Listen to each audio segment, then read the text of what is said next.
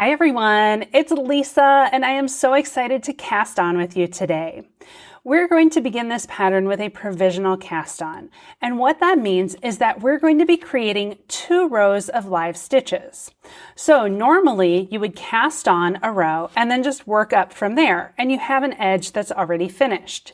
This is not going to create a finished edge. It's going to create some live stitches that we're going to be putting on hold and using later. Now, I have 2 different methods of doing this. The first one is Judy's Magic Cast-On, and if you're a toe-up sock knitter, you may have already experienced this cast-on quite a bit. It's an excellent cast-on that gives you 2 rows of live stitches immediately, and we can go from there. It's going to make it super easy to pick up those stitches at the end because we have our live stitches ready to go. It can be a little bit tricky to work this cast on though, so give it a try, and if it doesn't work for you, I have an alternative method, which is as easy as casting on any way you'd like in waste yarn and going from there. It is going to be a little bit trickier when you're picking up those stitches, which is why I recommend Judy's Magic Cast-On to start. However, you choose whatever style works best for your knitting style. Now, let's talk Judy's Magic Cast-On. We're going to be using our gauge needles, and normally when I work Judy's Magic Cast-On for socks, I'm only using 1 set of needles, a long circular that I use for magic loop. But because some of these stitches are actually going to be put on hold, I'm going to use 2 sets of circular needles. That's what's recommended in the pattern. However, if you only have 1 set of circular needles, you can cast this on using just 1 set of circular needles and then putting half of the stitches on hold. All right, I've got 2 sets of my gauge needles, and I actually use interchangeable needles, which is ideal for this project because I can take off the tips and put on stoppers at the end, and then I already have stitches on my cord with stoppers blocking the stitches from coming off, and they're ready to go when I need them. One of my testers used a stitch saver cord, which she highly recommended because it's more flexible than a cord for the interchangeable needles that I use. So she had a great experience with that. You can also just have a different set of needles ready to go to put those stitches on hold, but for the cast on we do need to have gauge needles. Now I'm going to put the needles that I want to go on hold. That's going to be the needle that's on the right side. Or sometimes if I turn my knitting this way, it's going to be the needle that's on top. So these stitches will go on hold. So if you only have 1 set of interchangeable needles, make sure that that needle is on the top or on the right, depending on how you're holding the needles. Whichever one we're starting with, those are the needles that are going to have the stitches on hold. All right, now to do this, we're going to need quite a length of yarn. You're going to be casting on a lot of stitches, and so you're going to need a long length of yarn. I unfortunately do not have a good method of guesstimating how much yarn to use, but I would actually recommend a couple feet for this particular pattern. I'm not going to cast on that many for the demonstration purposes, so I'm just going to leave about a foot of yarn here to show you. All right, so I'm starting with the needle that is on the right or on the top, depending on how I'm holding the needles, and I'm going to just lay the yarn over. So I have a long yarn tail, yours will be super long, and then I've got my working yarn attached right here. And all I did was held the yarn and put it over this back needle or right needle. All right, let's talk for a minute about how to hold these 2 needles. This is the one that's going to have my live stitches, and this is the one that's going to have the stitches on hold. I've already laid my yarn across there. Now, I want to hold these 2 needles so that there's a little bit of space right here in between them. And you'll see as we go, I don't want that to be super wide. If I make this super wide, then my stitches that I create are going to be very stretched out, and I don't want that. I want them to pretty much match the gauge of the pattern. It's okay if they're a little bit loose, but we don't want it to be very dramatically loose. And so I'm just going to keep a nice little V right here. And you can see the way that I'm holding my 2 needles to create a small V. Might even make it a little bit smaller, but for demo purposes, I want you to be able to see well what we're doing. All right, so I've got my yarn laid across this top needle, and then I'm going to be holding these 2 yarns like so. So what I do is I take my pinky and I hold both yarns in my pinky. You can see I grasp them like that. That helps me tension my yarn. So just holding those in my left pinky. And then I take my pinching fingers and I'm going to go in between those 2 yarns. So I go in between that space and I'm holding them to create a V shape. All right, now I've got my V created just as if I was doing a long tail cast on, though I am not. And then I've got a small V created with my 2 needles. All right, the yarn is over the top needle. And now I'm ready to work the first stitch. So what I'm going to do is I always keep these 2 needles in the same V position while I'm pivoting them. So you can see I'm going to be moving these 2 needles around, but I want to keep that little tiny V space like that. All right, so I'm going to start by swinging the 2 needles up. And then what I want is for this yarn that my pointer finger is holding to go between the 2 needles like that. So it went over the back of the needle and in between. Let me show you again. So I start from here, I swing the needles up, and then I take the yarn and go over that bottom needle. And that creates my second stitch. So the first stitch was already put onto the top needle. That creates my second stitch. Now I'm going to swing these 2 needles down. It's pivoting down. And this time the yarn that's down here held by my thumb is going to go between those 2 needles and over that top needle like that. I'm going to undo that and show you one more time. So I pivot my 2 needles down. The yarn goes between the 2 needles and over the top of that top needle. So now I have 2 stitches here. And that is the movement I'm going to be doing. Those 2 movements are going to be the majority of my stitches. So I take my V of needles, I pivot them up, and I'm going to go over that bottom needle and between the 2 to create a new stitch. Then pivot downward, go between the 2 needles and over the top of the top needle. Those 2 movements are what I'm going to do to create all of these stitches. Now, be sure to reference your pattern for how many stitches that you need to cast on. There are going to be a lot. You may start to find that these 2 needle tips are going to start to sort of try and close together, and we want to keep a space between them. So not a huge space, but we do want to have enough space that we can comfortably get the yarn through. So I find that holding them together down at the base kind of gives them that little V shape that we want. Now, we're going to continue making those, and if you're not sure where you left off, look where you made the last stitch.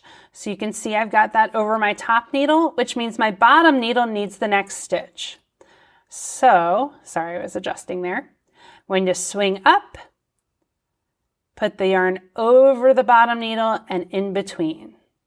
So far I've got 3 on each side.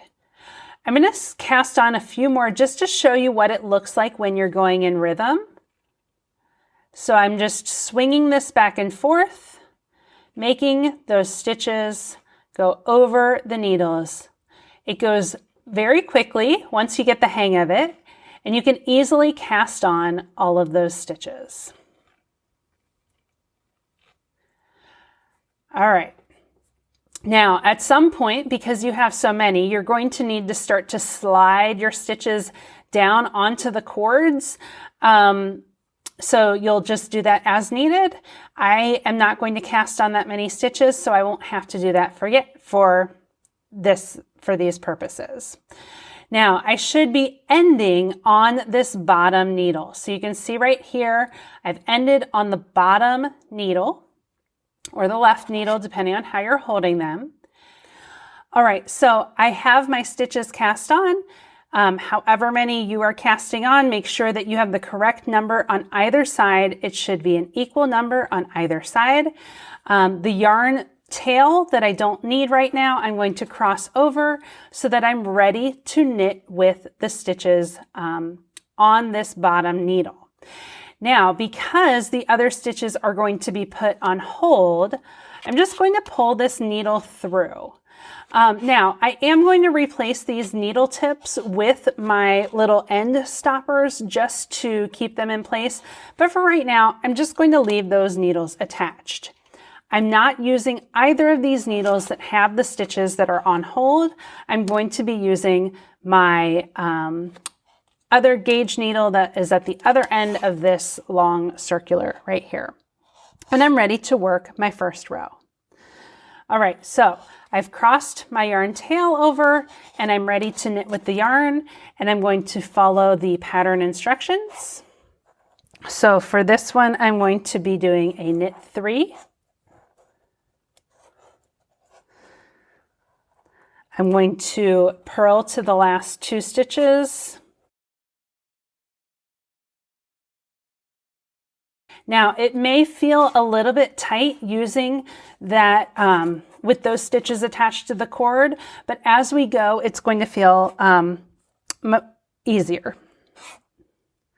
All right, I'm on the last 2 stitches, so for this pattern, I'm going to knit 1 and slip 1 with yarn in front. And that is my first right side row being worked on these needles. Now, just so I don't get confused, I'm going to go ahead and take off these needle tips and put those stitches on hold. Again, if you don't have another set of gauge needles, if you did this all on one set of circulars, those can just be put onto scrap yarn, or it can be held on a stitch saver cord. There are all kinds of ways to put those stitches on hold, but this is how I'm going to do it. I've turned my knitting, I'm ready to work the wrong side row, and I'm going to be doing those stitches in pattern. Now, you do not have to use Judy's Magic Cast-On. I know there are a lot of great provisional cast-ons, but if you're doing one where you're creating these live stitches, this is going to be the method that you do. You're going to have those live stitches on hold, and you're going to be working the stitches with row 1, 2, etc. It's going to look a little bit different if you're doing the alternative cast-on, and I'll show you what that looks like now. All right, now I know that Judy's Magic Cast-On can be a little bit tricky to work. If you can work it, that's great. You're going to have an easier time later with picking up your stitches because they're already on the cord and ready to go. But if you find it too difficult to work, there's a much easier way to cast on. And that is simply casting on with some waste yarn and knitting into those stitches. So what I'm going to do is take a smooth waste yarn. While the yarn I'm using for demo purposes, this is a very toothy wool that likes to cling to other fibers, and it's great for color work. But for my waste yarn, I chose a smooth superwash yarn that will be easier to pull out. I do want to use a different color than whatever my C1 is, just to be sure that I am pulling out the correct stitches when it is time to do so. Now, I'm going to cast on using my favorite cast on. You can use whichever cast on you like. If you're doing a long tail or an old Norwegian cast on, I recommend beginning without a slip knot. It'll just help you a little bit later. So if you haven't done that, all you do is lay the yarn across the needle, and then you can just work your cast on just as you normally would. But that stops you from having to pull a knot out later. It's no big deal if you want to begin with a slip knot though. All right, I have finished my cast on. Obviously, you're going to have a lot more stitches, and I'm just going to snip my waist yarn and get that out of the way.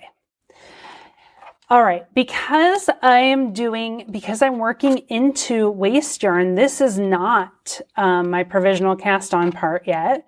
Those stitches, this is just going to be yarn that is cut away. So I need to work a setup row.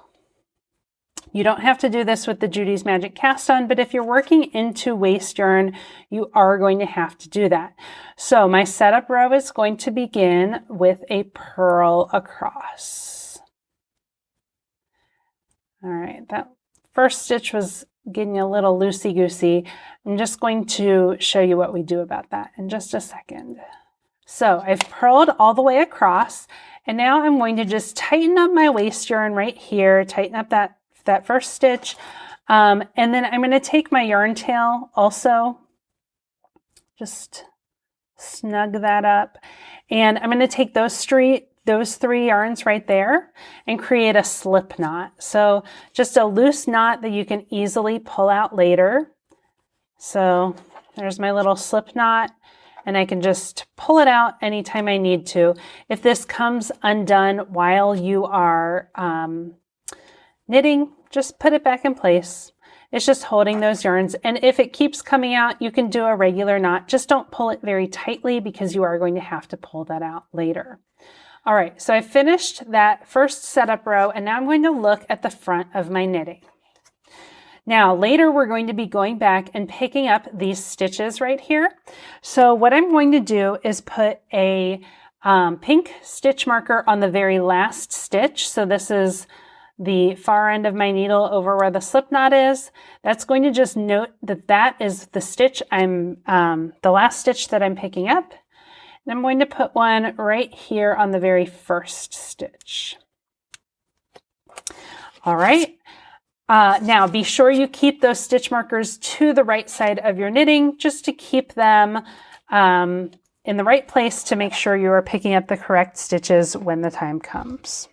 All right, I'm ready to work row 1 of my knitting. I'm going to knit 3.